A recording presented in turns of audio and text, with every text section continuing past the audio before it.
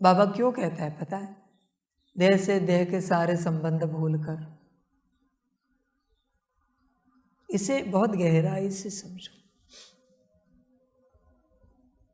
कोई पति पत्नी है, बाद में माता पिता बनते हैं, पति पत्नी है, तो उस पत्नी के अंदर भी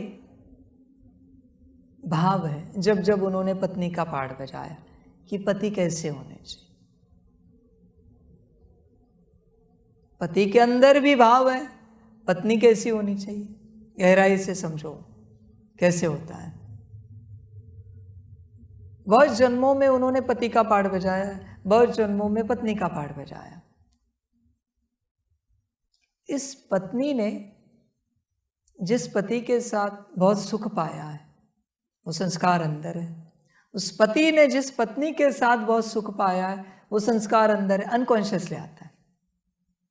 इसलिए पति पत्नी जो एक दूसरे को चेंज करने के लिए कहते हैं ना, ये वो है संस्कार कि तुम ये बदलो। उस पत्नी की याद है, उस पति की याद है। वो पति किसे एक्सपेक्ट कर रहा है? उस पत्नी को। वो पत्नी किसे एक्सपेक्ट कर रही है? उस पति को। और उसमें से कोई ज्ञान में चल रहा है।